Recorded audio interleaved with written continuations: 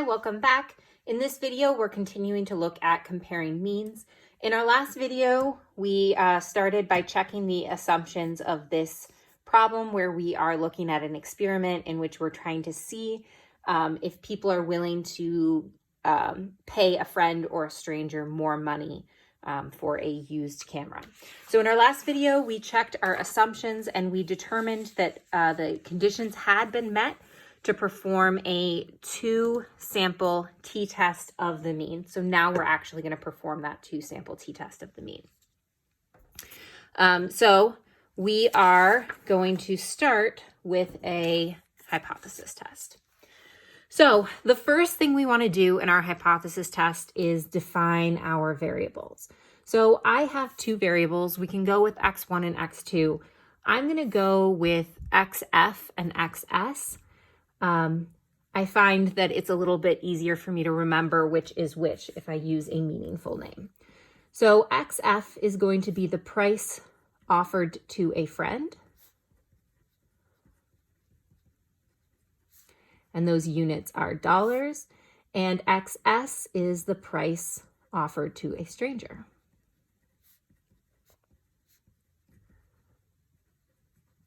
And those units are also dollars. So my null hypothesis is going to have to do with the difference of the means of these.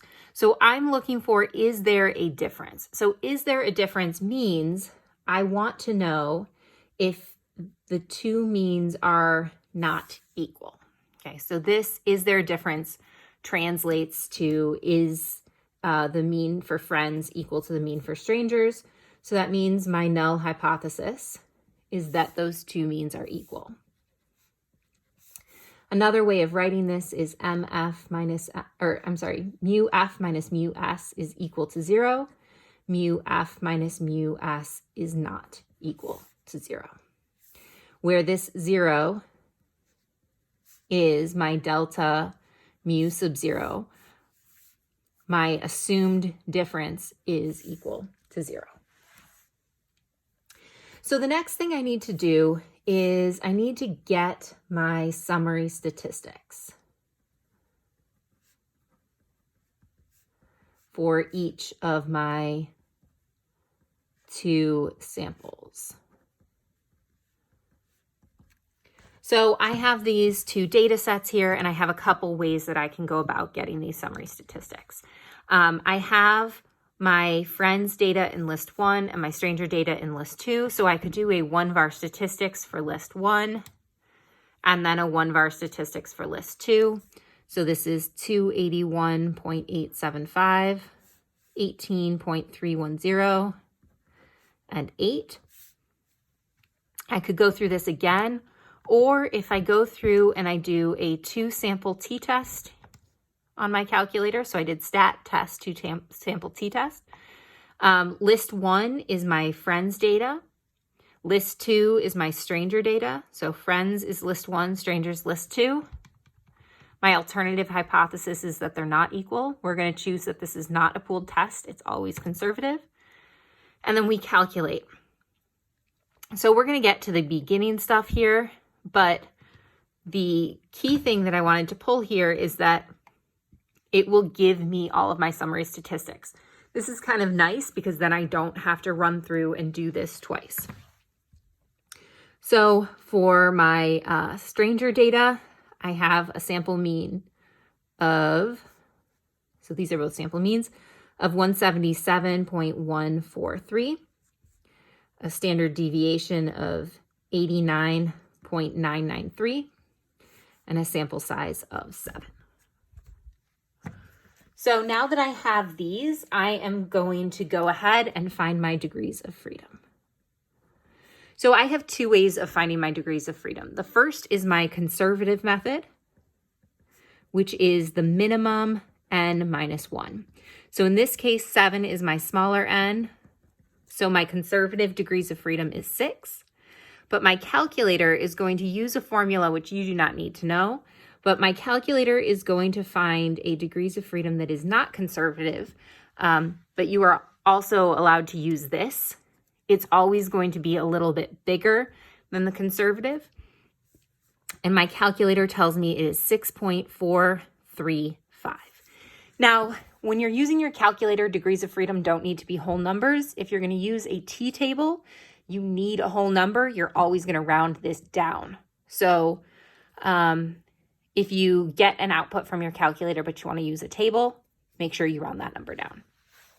All right, so I have two different degrees of freedom. Both of them are acceptable. This one is conservative, so this is going to give you a more conservative answer, but we can also use the degrees of freedom.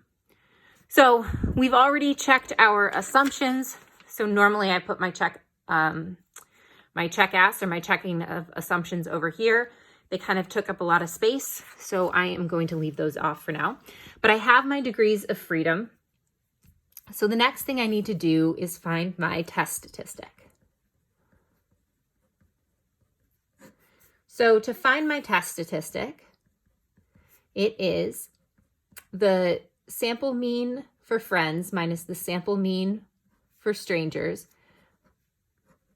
minus my assumed difference divided by the standard error of the difference of means.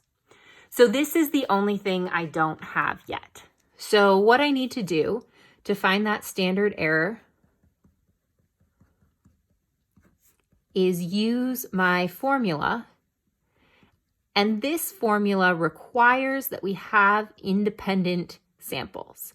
If my samples are not independent, like let's say I had a matched paired test, this is not an appropriate formula. If you remember, we get this formula because we have independent random variables. We're able to add the variances. If we don't have independent random variables, we cannot.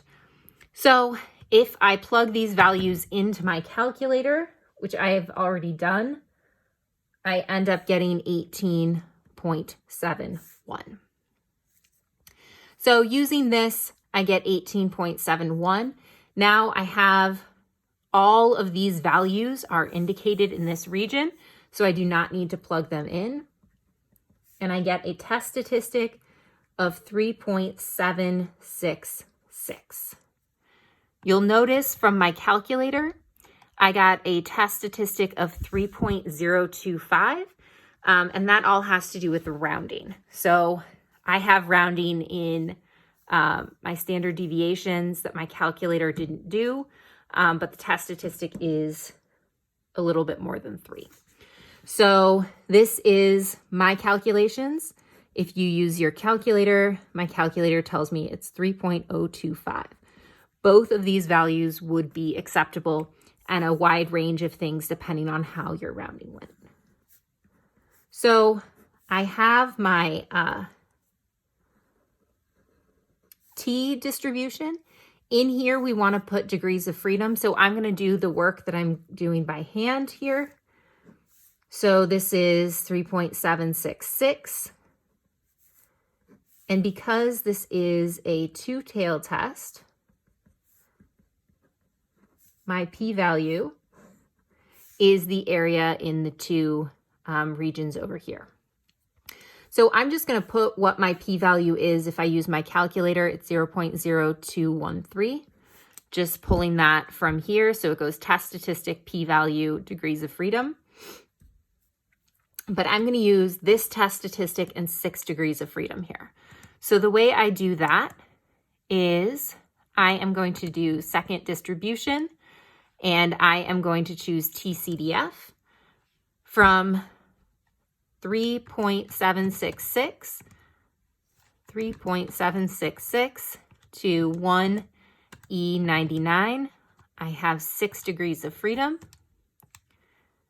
and I get 0.0047. So either 0.02 or 0.0047. This is the conservative. So this is using the conservative degrees of freedom, and this is not. All right. So, and then I need to multiply this by 2 because it is a two-tailed test. So that is 0.0093. Okay, so those are my two different p-values. I am going to use this p-value for right now since I have been doing my calculations by hand. So I am now going to begin my conclusion using this. All right, so our question is asking about friendship affecting simple sales. So if friendship does not affect the offer or the price offered for a camera,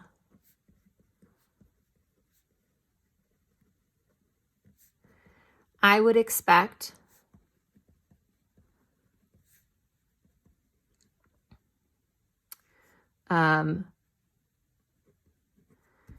average prices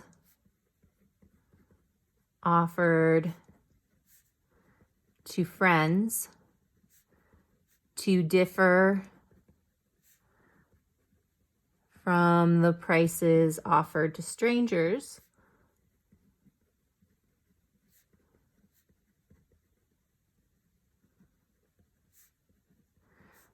by at least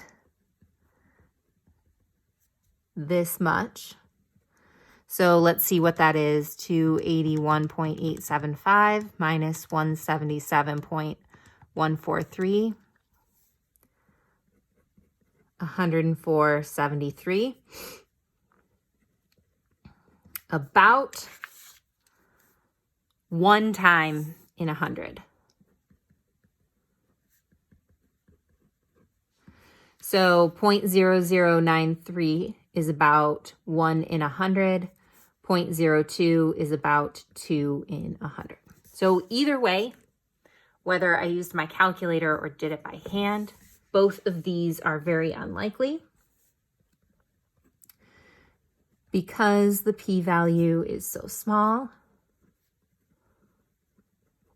I reject the null hypothesis. Now, at this point, it's important for us to take this one step further and explain what that means. So what that means is there is strong evidence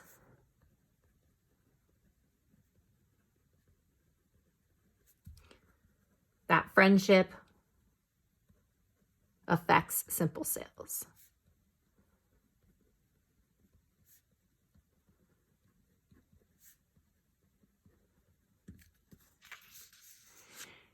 In the next video, we are going to take a look at the last piece of this.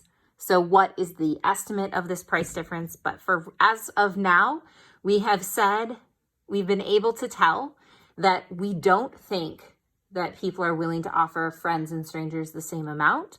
From what I can see, it appears that people are willing to offer friends more than strangers, but we're going to take a closer look to find out exactly what that is they're willing to offer.